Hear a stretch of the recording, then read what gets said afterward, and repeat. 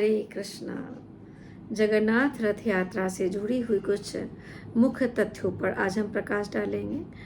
जगन्नाथ रथ यात्रा प्रत्येक वर्ष पुरी में बहुत ही हर्षोल्लास से मनाई जाती है। सबको विदित है, आप में बहुतों ने इसका साक्षात दर्शन भी किया होगा और उस रथ खींचने के सहभागी भी बने होंगे, सौभाग्य को प्राप्त किया होगा। तो इनके 3 रथ होते हैं, जगन्नाथ जी के अलग, सुभद्रा जी के अलग, बलदेव जी के अलग। तो इनके रथ के कुछ अलग रंग होते हैं, जिन रंगों से हम जान सकते हैं कि कौन सा जगन्नाथ जी, बलभद्र जी, सुभद्रा जी का रथ है। तो जगन्नाथ जी का रथ को नाम भी अलग है, नंदी घोष के नाम से जाना जाता है। इनके सारथी को दारू कहा जाता है और इनके रथ का जो रंग होता है लाल और पीला होता है। और इनके जो घोड़े होते हैं चार होते हैं जो काले रंग के होते हैं। और इनको जिन रस्सियों से खींचा जाता है उस रस्सी को भी अलग नाम दिया गया है, शंखचूड़ के नाम से जाना जाता है। वही बलदेव जी का जो रथ है, इनका रथ का रंग लाल और हरा होता है। इनके सारथी मातली होते हैं और इनके जो घोड़े होते हैं चार, ये सफ़ेद रंग के होते हैं। और इनके रथ को जिन रस्सी से खींचा जाता है उन्हें वासुकी कहा जाता है। और तीसरा रथ सुभद्रा जी का, सुभद्रा जी का रथ लाल और काले रंग का होता है और इनके सारथी सुभद्रा जी के ही पति अर्जुन होते हैं और इनके रथ को दर्पदलन कहा जाता है। और बलदेव जी के रथ को ताला ध्वज कहा जाता है। नंदी घोष, ताला ध्वज, दर्पदलन। और इनके 4 घोड़े जो होते हैं लाल रंग के होते हैं और इन्हीं जिन रस्सियों से खींचा जाता है उन्हें स्वर्णचूड़ कहा जाता है।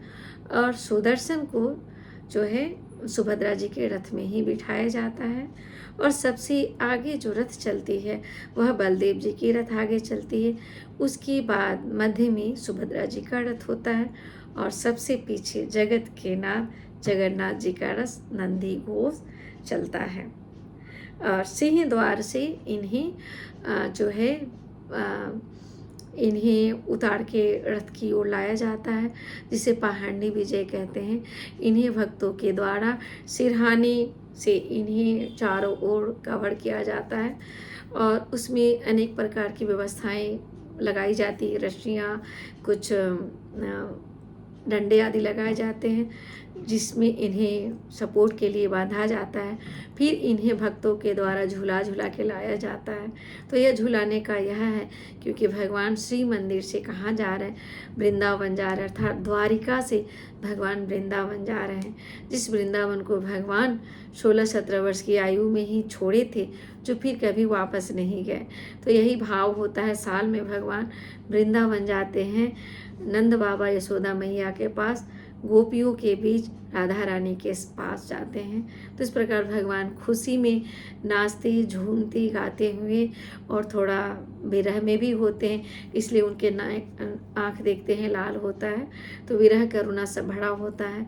और भगवान को सबसे बड़ा यह होता है रथ यात्रा का, क्योंकि जो श्री विग्रह में भगवान का दर्शन सभी नहीं कर सकते, सबका प्रवेश वहाँ वर्जित है ना, सभी का प्रवेश नहीं है।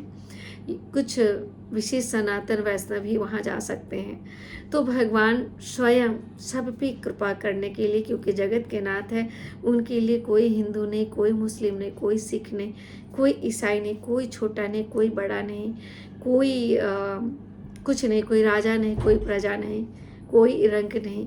तो भगवान क्या है, सबको एक समान, सब पर एक समान कृपा करने के लिए भगवान बाहर आते। इसलिए तो गजपति राजा रथ के आरंभ होने से पहले आते हैं और तीनों रथ में झाड़ू करते हैं, चंदन जल का छिड़काव करते हैं।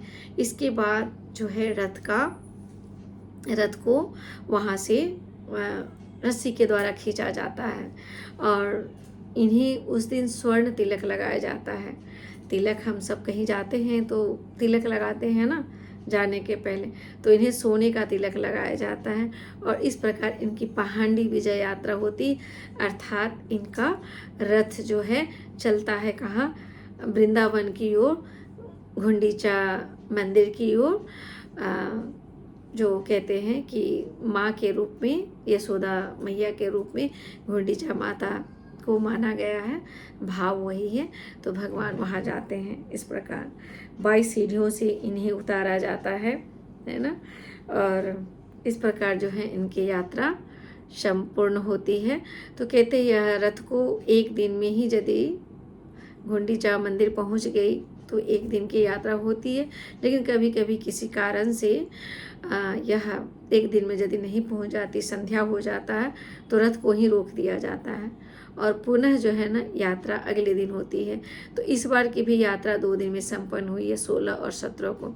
16 को रथ निकली है ना श्री मंदिर से, और 17 को पहुंची है गुंडीचा मंदिर। तो इस प्रकार इनकी रथ यात्रा संपन्न होती है। हरे कृष्णा।